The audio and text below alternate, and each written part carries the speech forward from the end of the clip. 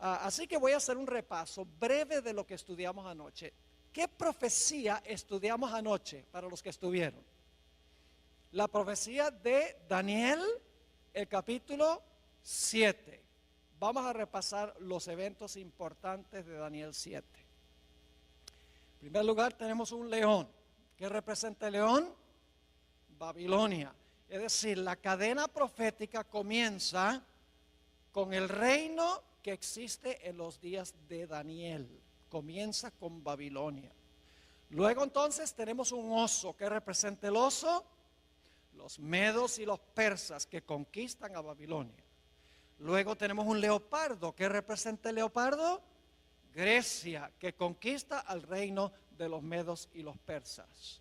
Luego tenemos una cuarta bestia espantosa y terrible, que tiene dientes de hierro, que lo conecta con Daniel 2, a donde tenemos las piernas de hierro. Y dice que esta bestia desmenuza, destroza, pisotea todo lo que consigue por el camino. Y esta cuarta bestia tiene 3 etapas consecutivas de dominio. ¿Cuáles son esas 3 etapas de dominio que tiene esta cuarta bestia? En primer lugar, la cuarta bestia gobernando por un periodo sin cuernos. Eso lo estudiamos anoche. La mayoría del tiempo de este cuarto reino, el reino existe sin cuernos. Pero luego, hacia el final de su periodo de dominio, en la cabeza de esta cuarta bestia le salen ¿qué? Le salen 10 cuernos. Y luego cuando los 10 cuernos están completos, en medio de los 10 sale un cuerno pequeño, un cuerno pequeño. Ahora, nosotros estudiamos anoche qué representa todo esto. La cuarta bestia representa el imperio romano, sin cuernos. El imperio romano fue un imperio no dividido durante la mayor parte de su existencia. El imperio romano desde el año 168 antes de Cristo hasta el año 476 después de Cristo fue un solo reino unido. Pero en el 476 el imperio romano se había dividido en 10 reinos como resultado de las invasiones de las tribus bárbaras en lo que hoy es Europa occidental. Y luego, cuando estaban esos reinos completos, se levantó el cuerno pequeño que anoche identificamos como Roma papal, el papado, no la iglesia católica. Es un error decir que el cuerno pequeño representa la iglesia católica, no, representa el papado. El papado es un sistema que une la iglesia con el Estado. Eso es lo que significa la palabra papado y eso lo vamos a ampliar más en nuestros estudios a través del día de hoy.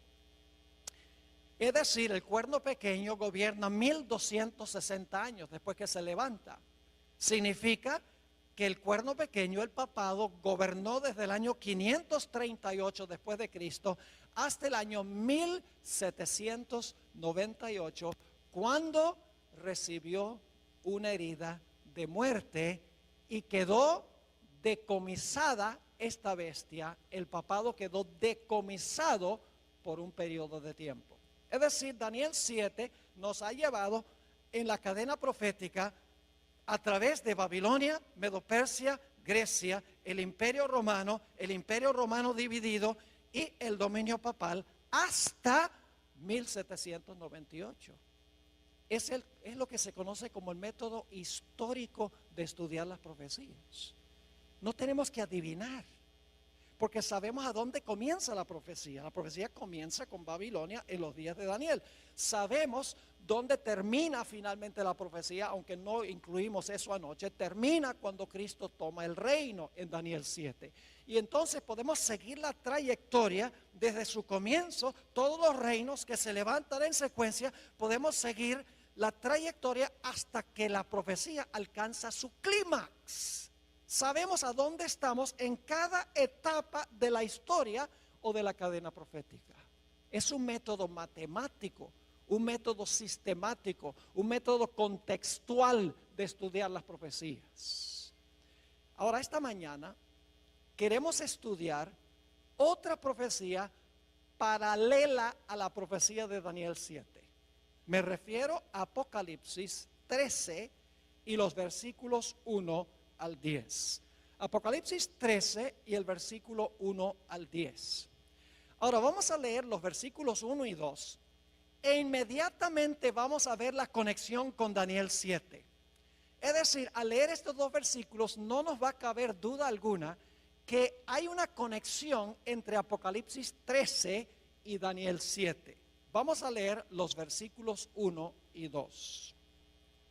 Dice aquí Juan: me paré sobre la arena del mar y vi subir del mar una bestia que tenía 7 cabezas y 10 cuernos, y en sus cuernos 10 diademas, y sobre sus cabezas un nombre blasfemo.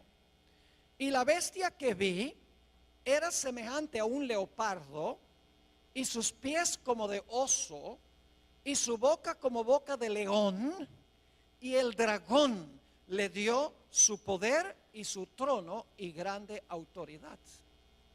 ¿Cuántas bestias se mencionan aquí en el versículo 2? 4. ¿Se dieron cuenta o no? ¿Hay un león, sí o no? Sí. ¿Hay un oso? ¿Cómo no? ¿Hay un leopardo? ¿Hay una bestia espantosa y terrible? ¿Qué se le llama? ¿El qué? El dragón. ¿Cuántos cuernos tenía este dragón de Apocalipsis 13? Hay que regresar al capítulo 12, a donde habla de un dragón que trata de matar a un bebé y dice que ese dragón tiene 10 cuernos. Es decir, este dragón tiene 10 cuernos como el dragón de Daniel el capítulo 7. Pero hay algo interesante en Apocalipsis 13:2, y es que mientras que en Daniel las bestias tienen cierto orden: león, oso, leopardo y dragón, en Apocalipsis el capítulo 13 las bestias se presentan en orden inverso: dragón, leopardo, oso y león. Y uno se pregunta, ¿por qué en Daniel empieza con el león y termina con el dragón, mientras que en Apocalipsis el capítulo 13 comienza con el dragón y termina con el león? La razón es muy sencilla. Daniel está viviendo en el periodo del león y está mirando hacia adelante, mientras que Juan está viviendo en el periodo del dragón, el imperio romano, y está mirando hacia atrás. Esto demuestra claramente la trayectoria profética. Ahora, hay un punto crucial que quiero recalcar, y es que la bestia de Apocalipsis 13 representa lo mismo que el cuerno pequeño. Esa es una premisa básica. El cuerno pequeño y la bestia representan el mismo poder. Y ustedes dirán, pastor, ¿cómo sabe usted que el cuerno pequeño y la bestia representan el mismo poder? Hay 3 razones por las cuales sabemos que el cuerno pequeño y la bestia representan el mismo poder histórico. La primera razón es que el cuerno pequeño y la bestia están en el mismo punto de la secuencia.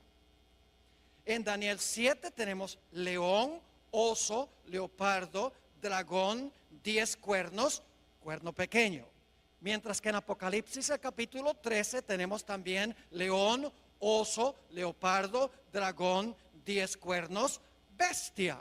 Es decir, la bestia se encuentra en la misma secuencia, en el mismo lugar en la secuencia que el cuerno pequeño.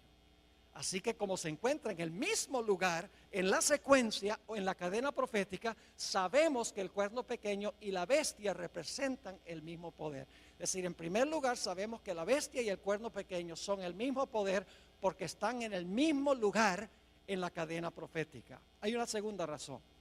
La segunda razón es que el cuerno pequeño y la bestia desempeñan las mismas actividades, tienen las mismas características. Ustedes recuerdan que el cuerno pequeño dice que persiguió a los santos del Altísimo. Dice también que el cuerno pequeño habló blasfemias contra el Altísimo y pensó que podía cambiar ¿qué? La ley de Dios. Ahora en Apocalipsis 13, si van conmigo, Apocalipsis 13 y el versículo 7, fíjense lo que se dice de la bestia. Dice, y se le permitió hacer guerra contra los santos y ¿qué? Y vencerlos. ¿La bestia hizo lo mismo que el cuerno pequeño, sí o no? ¿Persiguieron ambos a los santos? Claro que sí. Ahora noten Apocalipsis 13 y el versículo 5, la primera parte. Dice, también se le dio boca que hablaba grandes cosas y blasfemias. ¿La bestia hablaba blasfemias, sí o no? ¿El cuerno pequeño habló blasfemias? Claro que sí. Es decir, que el cuerno pequeño y la bestia desempeñan las mismas acciones. Ahora ustedes dicen, ¿dónde está en Apocalipsis 13 el cambio de la ley? Aparentemente no aparece en Apocalipsis 13, pero sí aparece. En Daniel 7 dice que el cuerno pequeño pensó que podía cambiar la ley. Y nosotros sabemos que ese cambio en la ley primordialmente fue el cambio del día de reposo del sábado al domingo. Ahora yo pregunto en Apocalipsis 13, ¿qué va a imponer la bestia que se levanta de la tierra? Va a imponer la marca de la primera bestia. La marca de la bestia es el cambio que hizo la bestia ¿en qué? En la ley de Dios. Es decir, al final de la historia, los Estados Unidos, vamos a encontrar, va a imponer la marca, va a imponer el cambio en la ley que hizo el cuerno pequeño durante los 1260 años.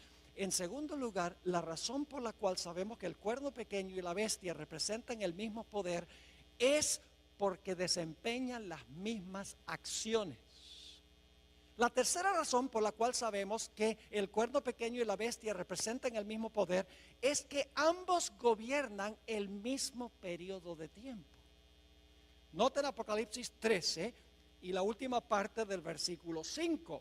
Dice, también se le dio boca que hablaba grandes cosas y blasfemias, y se le dio autoridad para actuar ¿cuánto tiempo? 42 meses. E inmediatamente alguien dice, ese no es el mismo periodo de tiempo, porque el cuerno pequeño gobernó por tiempos, la mitad de un tiempo. Aquí dice que la bestia gobernó por 42 meses. No es lo mismo. Claro que es lo mismo. Se expresa en forma distinta. Anoche vimos que tiempos, la mitad de un tiempo son ¿cuántos años? 3 años y medio. ¿Cuántos días tiene el año bíblico? 360. ¿Quiere decir que iba a gobernar cuánto tiempo? 3 años y medio por 360 da ¿cuánto? 1260. Ahora, si el año bíblico tiene 360 días, ¿cuántos días tiene el mes bíblico? 30. Y dimos evidencia para eso anoche. Ahora, 42 meses multiplicado por 30 días, cada mes, ¿cuánto nos da? 1260 días. Y por si acaso todavía no lo creen, en Apocalipsis 12 claramente dice que la mujer tuvo que huir al desierto porque estaba siendo perseguida y tuvo que huir por 1260 días. 3 formas de comprobar lo mismo. Tiempo es la mitad de un tiempo, 42 meses y 1260 días. Y días representan ¿qué? Años en las profecías. Así que sabemos por 3 razones que el cuerno pequeño y la bestia son lo mismo. Número 1, están en el mismo lugar en la secuencia o en la cadena profética. Número 2, desempeñan las mismas actividades y tienen las mismas características. Número 3, gobiernan durante el mismo periodo de tiempo. Y ustedes dicen, pastor, ¿por qué está enfatizando tanto que el cuerno pequeño y la bestia son lo mismo? Porque Apocalipsis 13 agrega detalles en cuanto al futuro del cuerno pequeño que no están en Daniel 7. Apocalipsis 13 expande lo que está en Daniel 7. Nos da una etapa final del cuerno pequeño que no se encuentra explícitamente en Daniel el capítulo 7. El dominio del cuerno pequeño en su primera etapa terminó en el año 1798. En Apocalipsis 13:10 encontramos una descripción de la terminación de los 1260 años. Dice allí, si alguno lleva en cautividad, va en cautividad. Si alguno mata a espada debe ser muerto. Aquí está la paciencia y la fe de los santos. Cuando terminaron los 1260 años, la Biblia dice que el poder que había llevado cautivo, ahora fue cautivo. El poder que había matado con la espada, ahora es muerto con la espada. Cautiverio y espada son el castigo de la bestia que gobernó durante un periodo de 42 meses. Ahora, ¿qué significa que este poder que llevaba en cautiverio iba a ir en cautiverio? Generalmente, como adventistas, nosotros decimos que el cautiverio representa el hecho de que el Papa Pío VI fue llevado cautivo a Francia, a donde murió en exilio. Generalmente le aplicamos esto específicamente a un papa. Pero mis hermanos y hermanas, esto tiene una explicación mayor. No es meramente un papa el que va a cautiverio en 1798. Es la bestia. Todo el sistema va en cautiverio en 1798. No solamente un papa individual. Ahora, en unos momentos vamos a ampliar más lo que significa que la bestia fue llevada cautiva en 1798 y que recibió una herida de la espada. Hablemos en primer lugar de la espada. ¿Qué representa la espada que la bestia usaba para matar y que le dio la herida mortal a la bestia? Si yo les preguntara qué representa la espada, probablemente muchos dirían, bueno, la espada representa la Biblia, la palabra de Dios. Y en verdad en la Biblia, la espada representa la palabra de Dios. No podemos negar eso. Porque el apóstol Pablo dice en Efesios 6:17 que tomad el yelmo de la salvación y la espada del Espíritu, que es la palabra de Dios. Es decir, en la Biblia la espada puede representar la palabra de Dios, pero aquí en este pasaje no representa la espada la palabra de Dios. La espada que hirió a la bestia no es la Biblia, no es la palabra de Dios. Y usted dice, pero pastor, si claramente Pablo dice que la espada del Espíritu es la palabra de Dios. Escuchen bien, hermanos y hermanas, en la Biblia los símbolos no siempre significan lo mismo. Por ejemplo, si yo les preguntara qué representa un león, ¿qué me dirían? ¿Un león puede representar a Jesús? El león de la tribu de Judá. ¿Puede representar a Satanás? Anda cual león rugiente buscando a quien devorar. ¿Puede representar a Babilonia? ¿Puede representar a Judá, hijo de Jacob? Nada más porque encuentra la palabra león no significa que la palabra león representa lo mismo a través de toda la Biblia. Si yo les preguntara qué representa levadura, ¿qué me dirían? La gente dice pecado, pero no solamente representa el pecado, porque en la parábola que dio Jesús de la levadura, donde se coloca la levadura en la masa y la masa crece, la lección de Jesús es que cuando el Espíritu Santo está en la iglesia crece. Es decir, levadura ahí no significa pecado. No podemos creer que cuando se coloca el pecado en la iglesia crece. No, cuando se coloca el Espíritu Santo, la iglesia crece. Otro ejemplo, la expresión hijos de Dios. Algunas personas dicen, en el libro de Job dice que vinieron a presentarse los hijos de Dios delante de Jehová, entre los cuales vino Satán.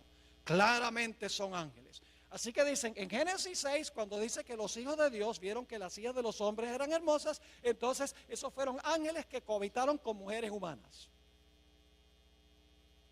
¿Han oído esa interpretación? Y luego produjeron un híbrido que era parte ángel y parte ángel caído y parte humano. Pero lo que están haciendo es cometiendo el error de decir que la expresión hijo de Dios significa lo mismo en todos los contextos. Yo pregunto, la expresión hijo de Dios puede significar otra cosa en otros contextos. Nosotros somos hijos de Dios. Mirad cuál amor nos ha dado el Padre, que seamos llamados hijos de Dios. Entonces todos somos angelitos. No, la expresión hijos de Dios varía de acuerdo al contexto en el cual se encuentra. Así que cuando aquí dice que la espada hirió a la bestia, nada más porque Pablo dice que la espada del Espíritu es la palabra de Dios, no significa que aquí la espada representa la Biblia o la palabra de Dios. Aquí la espada no puede representar la palabra de Dios. Y usted dice, ¿por qué no? Escuchen bien. Dice que la bestia usaba la espada para matar. Yo pregunto, ¿el papado usaba la Biblia para matar a la gente? ¿El papado usaba la Biblia para matar a la gente? No. Así que podemos saber que esta espada que hirió a la bestia no puede ser la Biblia, porque dice que la espada que la bestia usaba para herir es la misma espada que le iba a dar la herida mortal. Entonces, claro, la clave es ¿qué representa entonces en Apocalipsis 13 la espada? La Biblia le da otra explicación a la espada. Romanos 13 y el versículo 1 al 4 habla de otra interpretación de lo que es la espada. Y esta interpretación se aplica a Apocalipsis 13.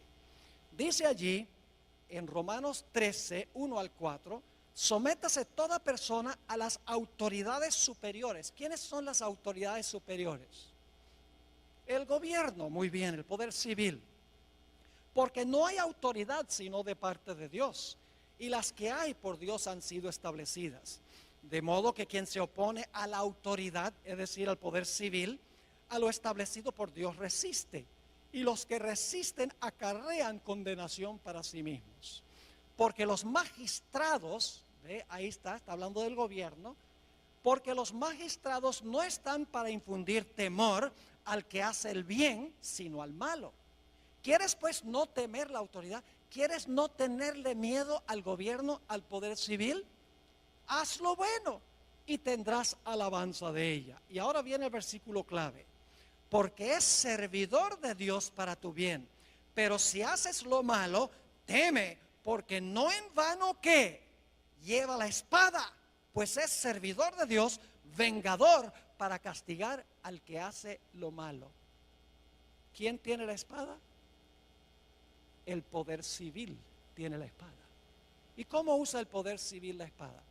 Yo pregunto, si una persona le roba a otra persona, ¿el poder civil usa la espada para encarcelar a esa persona? ¿Cómo no? En algunos estados, como Texas, si un individuo es culpable de asesinato, el poder civil usa la espada para ejecutar el decreto de muerte contra esa persona. ¿Cómo no? La espada significa la capacidad que tiene el poder civil para castigar violaciones del Código Civil. Usa la espada para castigar a los que violan el Código Civil, que violan las leyes legítimas del gobierno. No es la Biblia, es la capacidad de castigar violaciones del Código Civil. Es decir, la espada la posee el poder civil. La iglesia tiene su espada. ¿Y cuál es la espada de la iglesia? La Biblia. ¿Y cómo usa la iglesia su espada? Cualquiera que no está de acuerdo, le cortan la cabeza. Estoy hablando sarcásticamente. No. En el día postero tendrán que arreglárselas con Dios. Pero la iglesia se le ha dado la espada, y la espada la usa predicando el evangelio. Yo estoy usando la espada ahora. Pero el poder civil también tiene su espada.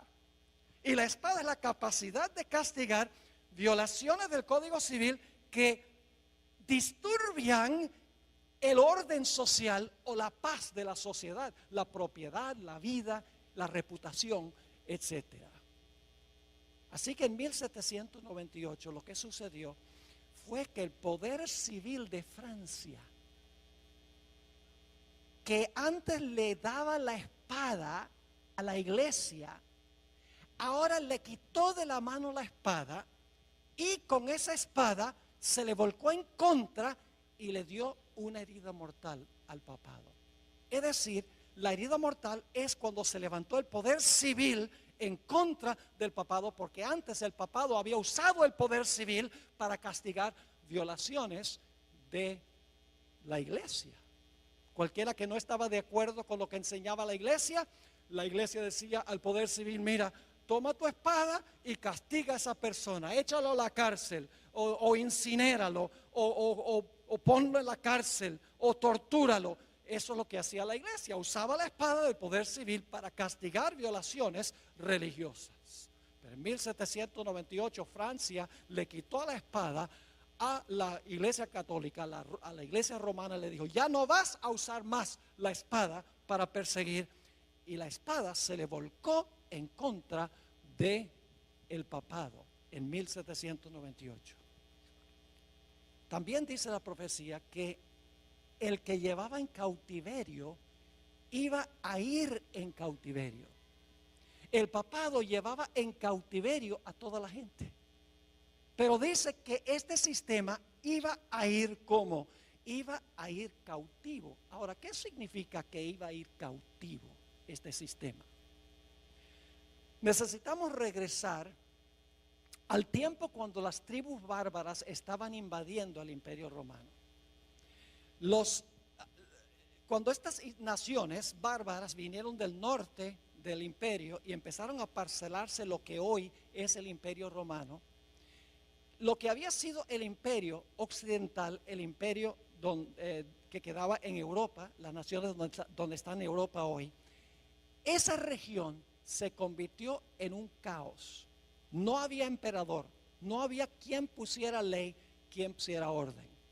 Y por lo tanto, las tribus bárbaras le pidieron al obispo de Roma, que su religión se había proliferado por todo el imperio para ese tiempo, le dijeron: ¿por qué no pones tú la ley y el orden aquí en el imperio? Porque todo está en caos. Y de esa manera el obispo de Roma, que hoy conocemos como Papa, no solamente comenzó a gobernar en cosas religiosas, no solamente era el líder de la iglesia, sino que también se convirtió en el líder civil. Ahora, antes de que el papado ascendiera al trono temporal, el papado estaba atado, es decir, la bestia estaba atada y no podía desempeñar sus acciones. Pero cuando se quitó la restricción del imperio y el papado pudo subir al trono temporal, el papado ahora quedó libre para perseguir y desempeñar las acciones que dice la profecía.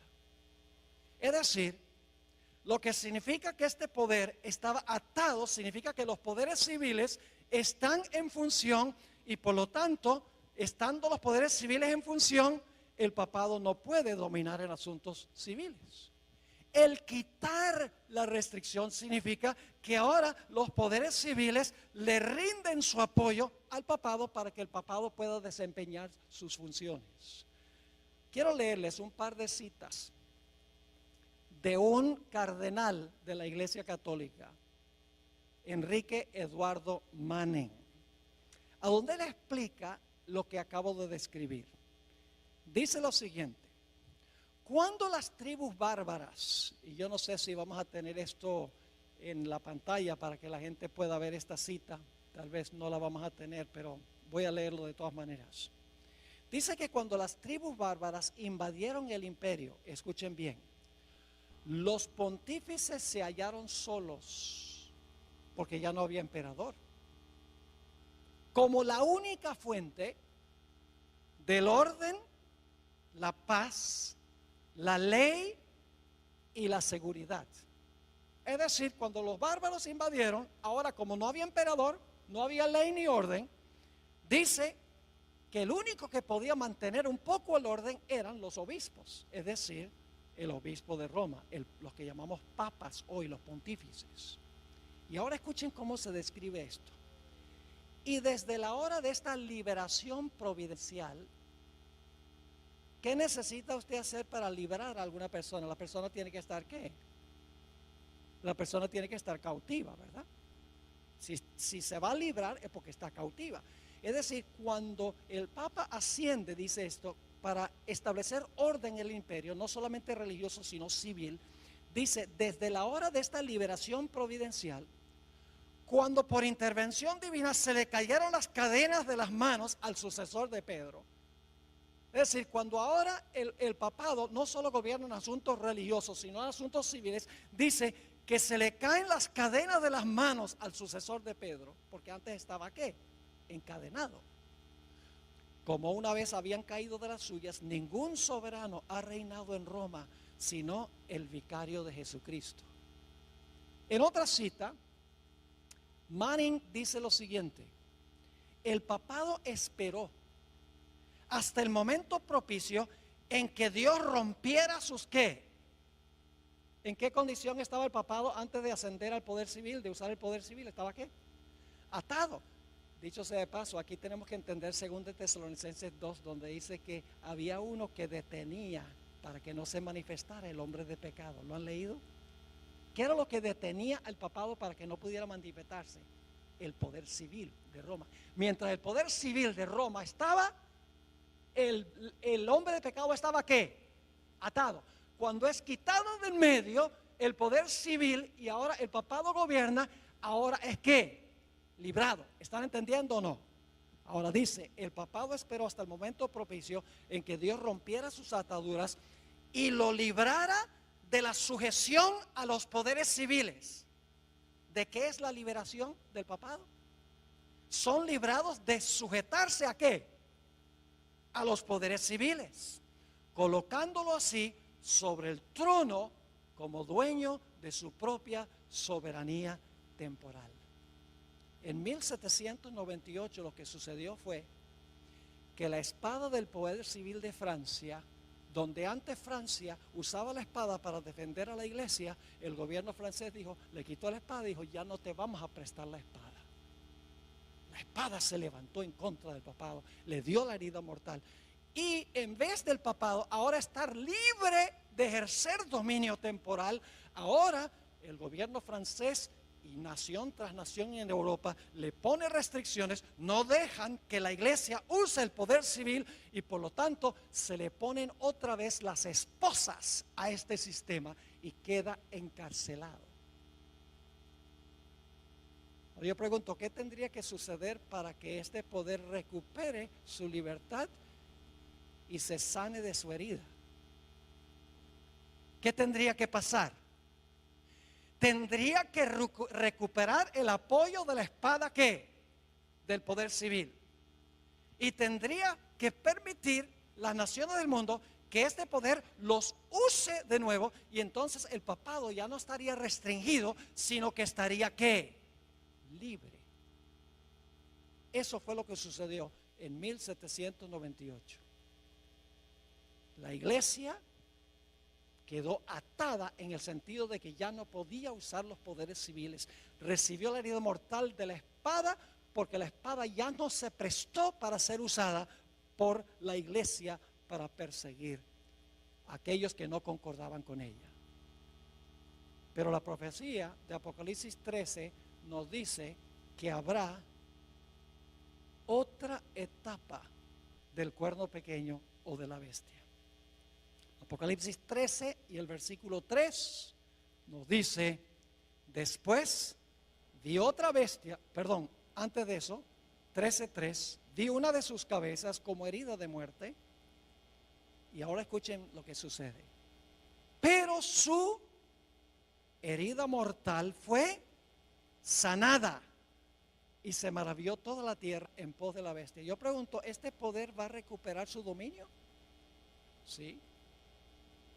Recibió una herida mortal en 1798. Fue a cautiverio. Los poderes civiles ya no podían ser usados por este sistema. Pero la Biblia nos dice que este poder que recibió una herida de muerte, su herida mortal será sanada y toda la tierra se maravillará en pos de este sistema. Y claro, surge la pregunta, ¿cómo puede suceder esto? ¿Qué nación en su sano juicio le devolvería la espada y la libertad a este sistema tan despótico? Ahora llegamos a un punto, hermanos y hermanas, que parece casi increíble lo que vamos a estudiar en los próximos minutos. En Apocalipsis 13:11, inmediatamente después de hablar de la herida mortal y el cautiverio de la bestia, habla de una segunda bestia que se levanta de la tierra.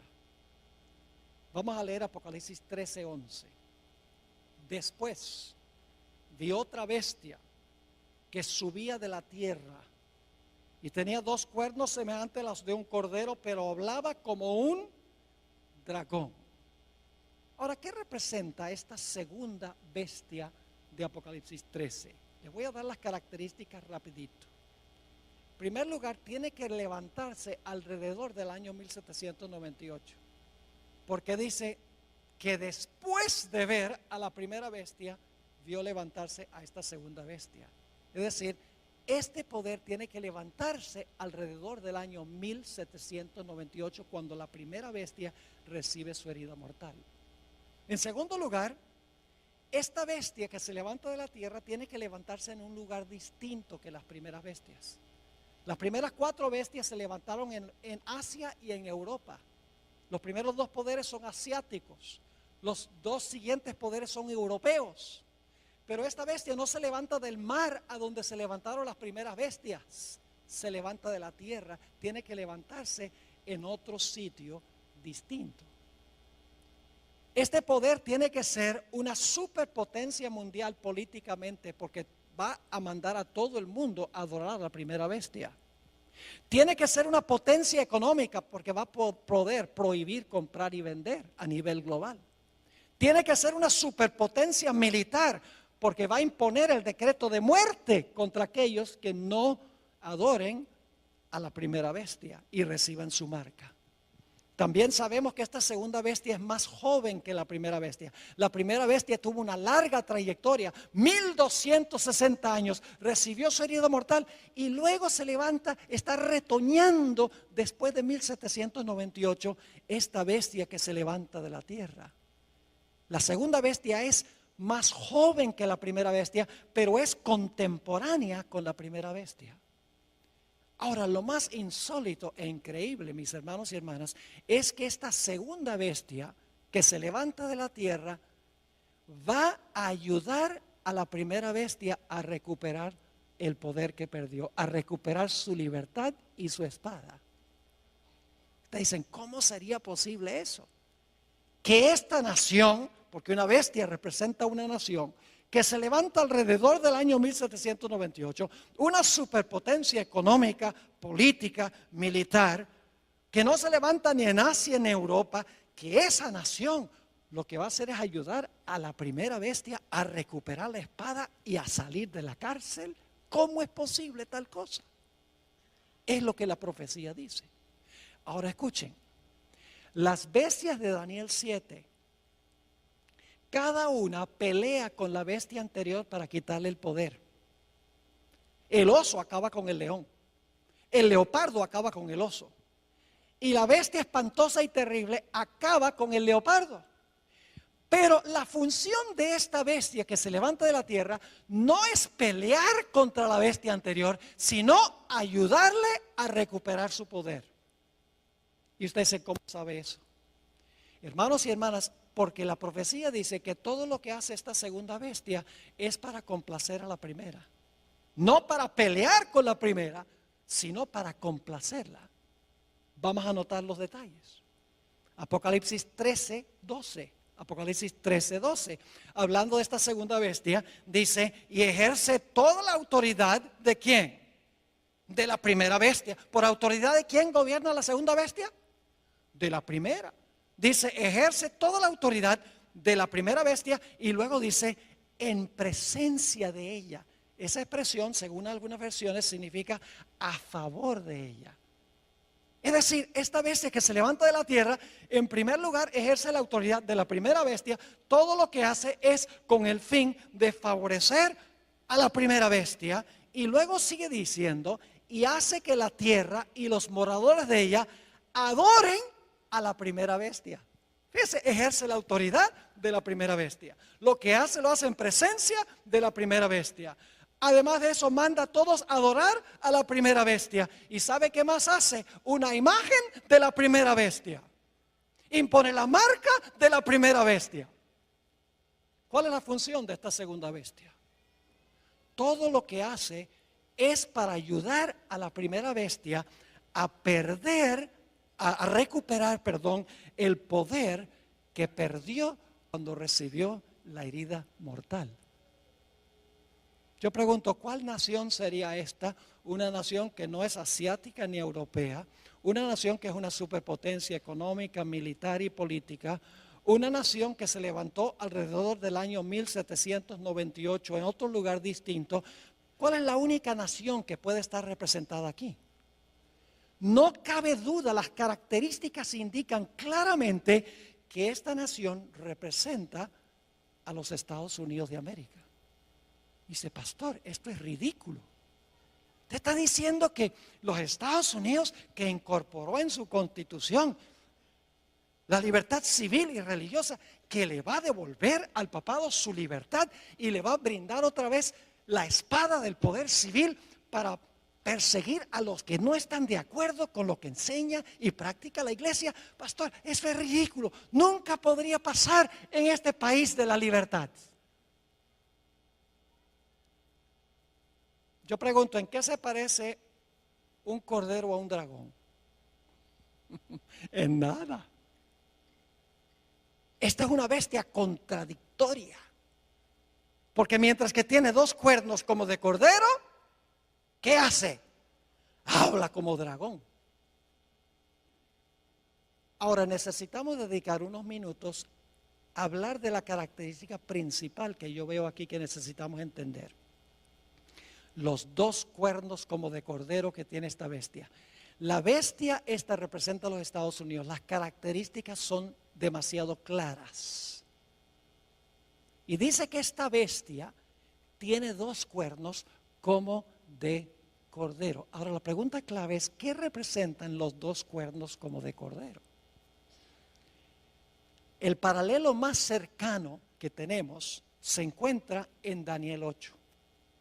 Así que vamos a Daniel 8, el capítulo 8 y el versículo 3. Ahí encontramos un carnero. ¿Y cuántos cuernos tiene el carnero? Dos cuernos tiene el carnero. Es una sola nación, porque es un solo carnero. Pero ese solo carnero tiene ¿qué? Tiene dos cuernos. Dice allí, en Daniel 8:3, alcé los ojos y miré. Y he aquí un carnero, una sola bestia, que estaba delante del río y tenía dos cuernos. Y aunque los cuernos eran altos, uno era más alto que el otro y el más alto creció después. Así que quiero que se imaginen un carnero, que es un cordero macho. El carnero tiene dos cuernos, una nación con dos cuernos. Ahora la pregunta clave es, ¿qué representan los dos cuernos? Los dos cuernos representan dos reinos en esa misma nación. Noten el versículo 20. El versículo 20 tiene la explicación. Dice, en cuanto al carnero que viste, que tenía dos cuernos, estos son los reyes ¿de qué? De Media.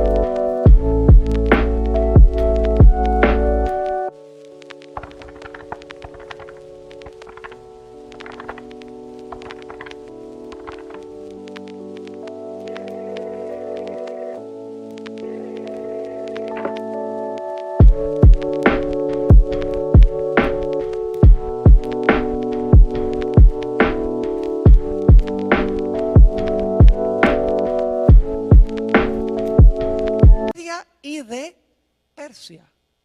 Era una nación que se componía de dos reinos. Entonces yo pregunto, ¿qué representan los dos cuernos como de cordero? Tiene que ser una sola nación porque es una sola bestia. Pero como tiene dos cuernos como de cordero, debe ser una nación que se compone de dos ¿qué? De dos reinos, porque los cuernos representan reinos. Usted no puede decir que los 10 cuernos en la cabeza del dragón son reinos. Y los dos cuernos aquí en la cabeza del carnero son reinos. Pero en Apocalipsis 13, entonces los dos cuernos no son reinos. cuernos en cabeza de bestia son reinos. Es decir, esta bestia de Apocalipsis 13 es una sola nación, una sola bestia, pero en esa nación existen lado a lado dos reinos.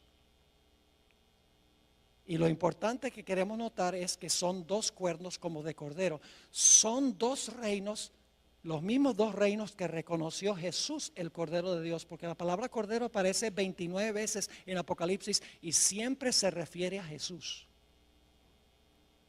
Es decir, los dos cuernos representan los dos reinos que reconoció Jesús, el Cordero de Dios. E inmediatamente nos preguntamos, ¿cuáles dos reinos reconoció Jesús, el Cordero de Dios? La Biblia lo dice. Mateo 22, versículo 19 al 21. Mateo 22 y el versículo 19 al 21. Aquí Jesús claramente dijo que representan los cuernos. Le traen una moneda del tributo a Jesús y le dicen, ¿debemos devolverle los taxes a César, sí o no? Y fíjense lo que dice Jesús: mostradme la moneda del tributo. Y ellos le presentaron un denario. Entonces le dijo, ¿de quién es esta imagen y la inscripción? Es decir, la cara de quién y el nombre de quién está en esta moneda. Le dijeron, de César. Y les dijo, dad pues a César lo que es de César y a Dios lo que es de Dios. ¿Cuántos reinos reconoció Jesús, el Cordero de Dios? Dos. El de César sería el poder, ¿qué? Civil. Y el de Dios sería lo que llamamos la iglesia. Es decir, los dos reinos que reconoció Jesús es el reino de la iglesia y el reino del Estado. ¿Deben estar juntos o separados? Separados. Por ejemplo, ¿qué obligación financiera tenemos nosotros con la iglesia? El diezmo. ¿Y qué obligación financiera tenemos con el poder civil? Los impuestos. Yo pregunto, ¿sería apropiado que la iglesia le dijera al poder civil, mira, danos un porcentaje de los taxes?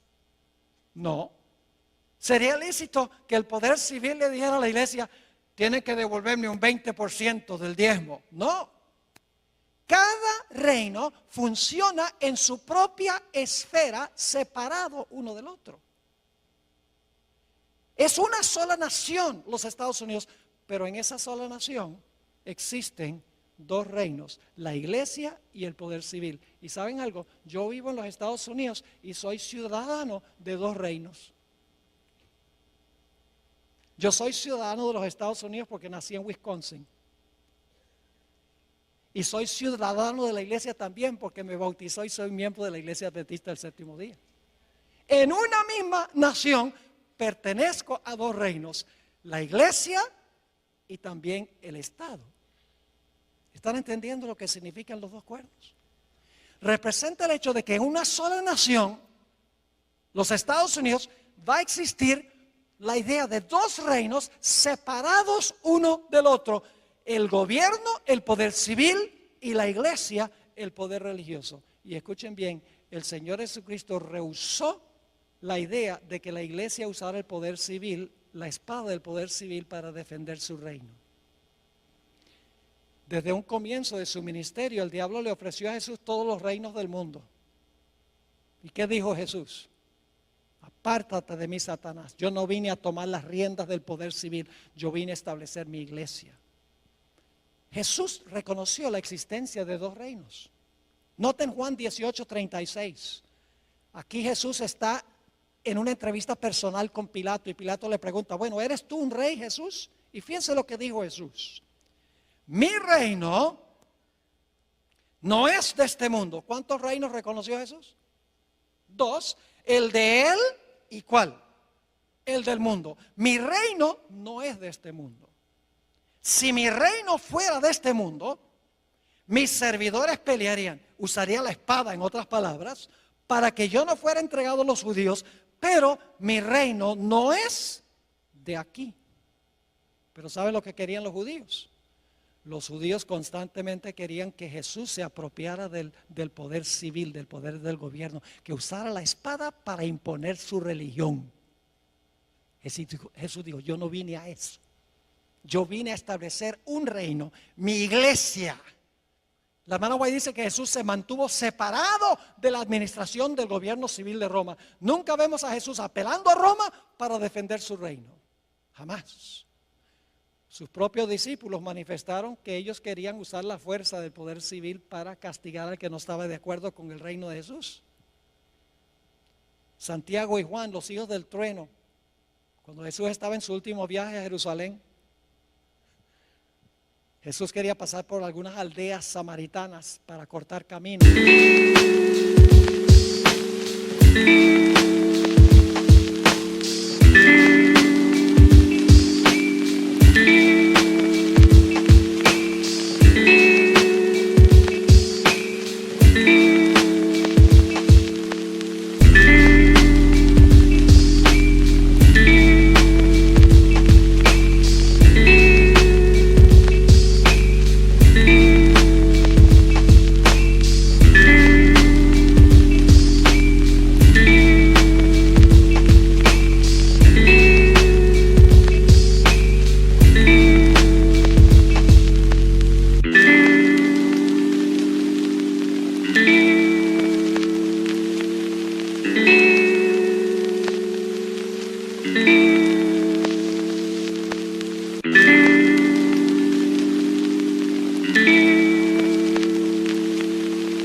Jerusalén y pidió permiso y las aldeas dijeron, no puedes pasar por aquí. Santiago y Juan se indignaron y le dijeron a Jesús, ¿cómo se les ocurre a esas aldeas decirle no a nuestro Mesías? ¿Quieres que llamemos fuego del cielo y quememos esas ciudades? Querían usar la fuerza para imponer su religión. Cuando Jesús alimentó a los 5,000, Judas, el cabecilla, revolvió a la muchedumbre para que tomaran a Cristo y lo hicieran rey. La Biblia dice que Jesús se fue, no había venido para ser rey. Y cuando Jesús estaba en Getsemaní y vinieron a arrestar a Jesús, el apóstol Pedro saca la espada y le tira un zarpazo al siervo del sumo sacerdote y le cortó la oreja. Y créame, no le estaba tratando de cortar la oreja, le quería cortar la cabeza, pero le falló la puntería, porque era pescador y no soldado. ¿Y qué le dijo Jesús? Bien hecho, Pedro. Y le dijo a los otros discípulos, tomen ustedes también la espada, defiendan mi reino. No. Jesús dijo algo muy parecido a lo que leímos en Apocalipsis. Dijo, guarda tu espada en su lugar, porque el que mata la espada, a espada será muerto. Apocalipsis 13:10 está en los evangelios. El Señor Jesucristo no vino a este mundo para establecer su reino usando la espada del poder civil. Pero yo pregunto, después de algunos siglos, ¿qué hizo la iglesia? La iglesia se tornó apóstata porque ascendió al trono, fue librado de los poderes civiles y ascendió ahora para gobernar, salió de la cárcel, fue librado y ahora gobierna en asuntos civiles y usa la espada del poder civil para imponer su religión.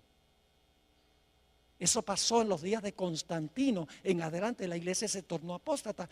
Y el reino que Jesús había rechazado, ahora el obispo de Roma dijo, yo lo acepto. ¿Están entendiendo lo que significa la liberación de este sistema? Lo que significa el tomar la espada. Mis hermanos y hermanas, lo que sucedió en 1798 fue que el poder civil le quitó el apoyo de la espada al papado. Dijo, ya no nos vas a usar más. Y como ya no lo podía usar más, este poder quedó cautivo, quedó amarrado. El mismo libro de Apocalipsis explica qué significa estar atado o estar librado. Permítame mencionar brevemente eso y luego terminamos. Yo pregunto, ¿el diablo hoy en día está suelto causando desastres? ¿Por qué puede Satanás hoy en día causar tantos desastres? Porque él tiene gente que lo apoya, ¿sí o no? Mientras tiene sus gentes, primordialmente los reyes de la tierra, está libre. Pero ¿qué sucede en la segunda venida de Jesús? Todos los que lo apoyan, ¿qué? Van a quedar muertos. Y como resultado, ¿qué va a pasar con Satanás? Dice que desciende un ángel del cielo con una gran cadena en su mano y lo amarra y lo echa en la prisión. Cuando Satanás no tiene quien lo apoye, está atado. Pero yo pregunto, ¿después del milenio va a ser desatado? ¿Qué significa el hecho de que va a ser desatado? Significa que ahora todos los impíos van a ¿qué? A resucitar. Ahora tiene quien los apoye. Y por lo tanto dice, será soltado de su prisión. Cuando el papado tenía el apoyo de los poderes civiles, estaba ¿qué? Libre para hacer sus acciones que menciona la Escritura. Pero cuando recibió la herida mortal, cuando perdió el apoyo del poder civil, ¿qué sucedió? Quedó ¿qué? Atado. Pero yo pregunto, ¿va a llegar el momento en que va a ser desatado? Sí, cuando los poderes civiles le brinden otra vez su apoyo. ¿Me están entendiendo lo que estoy diciendo? Segundo de Tesalonicenses 2 es un capítulo supremamente importante para entender esto. Mis hermanos y hermanas, Jesús vino solo para establecer un reino espiritual, la iglesia. Y que la iglesia usara la espada del Espíritu, que es la palabra de Dios. Nunca usar el poder civil. Pero la Biblia dice que este poder, el papado, que imperó por 1260 años, su herida mortal se va a sanar. Y no solo Europa, sino todo el mundo se va a maravillar en pos de este sistema. Y yo les digo, yo fui a Filadelfia cuando vino el Papa y les puedo asegurar que lo vi con mis propios ojos. Cómo esta profecía se puede cumplir. Esta tarde voy a compartir un poco más de detalles con ustedes. Jesús vino a implantar los principios de su reino en el corazón del ser humano. Termino con un versículo, dos versículos. Lucas 17, 20 y 21 nos dice por qué Jesús vino. Dice, preguntado por los fariseos, ¿cuándo había de venir el reino de Dios? Y ellos, claro, creían que era el reino de la fuerza. Le respondió y dijo, el reino de Dios no vendrá con advertencia. La palabra significa no vendrá con una exhibición externa de poder. Ni dirán, helo aquí o helo allí.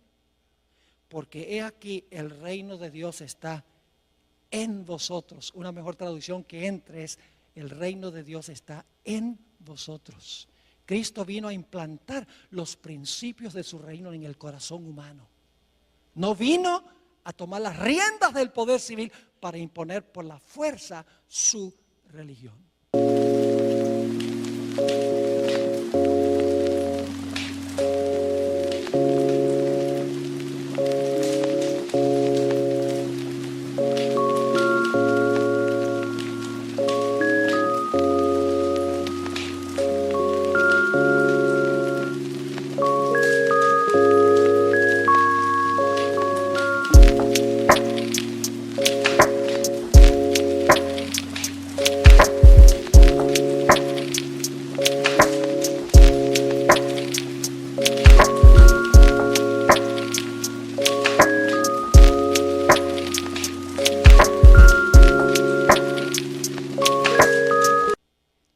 Vamos a repasar para colocar el marco de lo que vamos a hablar esta tarde.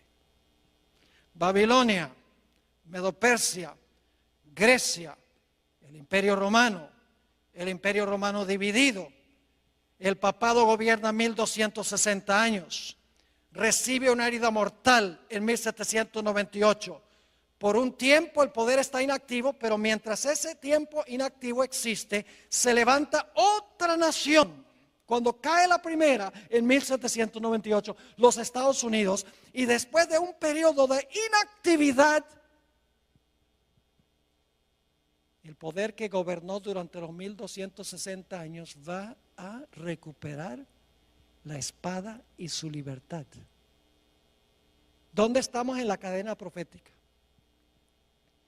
Dígame usted, ¿dónde estamos en la cadena profética? Hermanos y hermanas, nosotros estamos ahora en la terminación del periodo de la herida mortal. El próximo evento, el evento final en la cadena profética, es cuando este sistema recupere la espada y la libertad. Y hoy hay señales que demuestran que eso está sucediendo. Bajo el pretexto del cambio climático, podría presentarles un tema de 1 hora nada más sobre eso. ¿Han oído ustedes del proyecto 2030? de las Naciones Unidas. Esto no es sensacionalismo, esto lo han puesto en forma escrita. Con el liderazgo del papado, la encíclica Laudato Si, todos los gobernantes del mundo en París, de las naciones del mundo, firmaron un acuerdo para acabar para el año 2030, y hay un montón de especificaciones, para el año 2030, acabar con el problema del cambio climático y acabar totalmente con la pobreza a nivel mundial. Y el que está detrás de eso es el Papa Francisco I. Todo el mundo, todos los reyes de la tierra están siguiendo la agenda de la Iglesia romana, como que han olvidado la historia. Nuestro propio presidente Barack Obama desconoce estas cosas porque han olvidado la historia, ya sea voluntariamente o ya sea porque ignoran la historia. La Biblia dice que la van a repetir. Nosotros tenemos una función, hermanos y hermanas, y es proclamar estas cosas. Porque la gente está inquieta, la gente no sabe qué está pasando, la gente sus corazones están angustiados de temor, porque no saben para dónde va todo esto. La iglesia adventista sabe para dónde va todo esto. Ay de nosotros si nosotros no compartimos este mensaje con la gente que está buscando paz y tranquilidad en su vida. ¿Le quedó claro lo que estudiamos? Gloria a Dios. Ahora esta tarde lo que vamos a hacer en el primer tema, creo que es a las 3 de la tarde, les voy a comprobar, leyendo citas de los fundadores constitucionales de los Estados Unidos, a donde ellos vez tras vez en sus escritos dicen: lo que caracteriza a esta nación es que hay dos reinos, la iglesia y el Estado, separados uno del otro. Lo dice la primera enmienda de la Constitución de los Estados Unidos. Ahí están los dos cuernos como de cordero. En la misma Constitución de los Estados Unidos están los dos cuernos. Y en los escritos de George Washington, está en los escritos de Benjamin Franklin, está en los escritos de James Madison, de Thomas Jefferson, de Juan Adams. Todos se refieren a estos dos cuernos: libertad civil y libertad religiosa, separando la iglesia del Estado. El papado dice: no, lo que tenemos que hacer es unir la iglesia con el Estado. Eso es lo que hace que el papado sea papado. Es que es capaz de unir la iglesia con el poder civil para imponer por la fuerza su religión y sus prácticas. Quiero aclarar que no me estoy refiriendo aquí a las personas que pertenecen, individuos que pertenecen a esta iglesia. Yo creo que usted ama a Jesús, le sirve lo mejor que puede de acuerdo al conocimiento que tiene. Esto no es un ataque contra personas que están dentro de este sistema, que la gente desconoce esto. Pero Dios llama a esa gente a salir de ese sistema una vez que conocen la verdad. Oremos.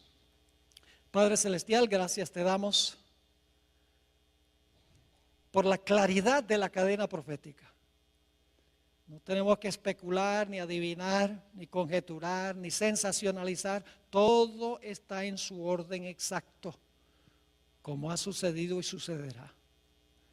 Padre, no es suficiente conocer estas cosas. Necesitas, a través de tu Santo Espíritu, que nuestra vida espiritual se caliente, que sintamos este celo por proclamarle al mundo estas grandes verdades, para que puedan tener una relación más estrecha contigo y puedan formar un carácter a prueba de fuego. Gracias te damos, Señor, por el privilegio de estar en este lugar tan cómodo. Pronto este privilegio terminará. Ayúdanos, Señor, en estos tiempos de relativa prosperidad a aprovechar los privilegios que tú nos concedes y a cumplir nuestra responsabilidad. Gracias, Padre, por habernos acompañado y por acompañarnos esta tarde. Te lo pedimos en el precioso nombre de nuestro Señor y Salvador Jesús. Amén. Amén.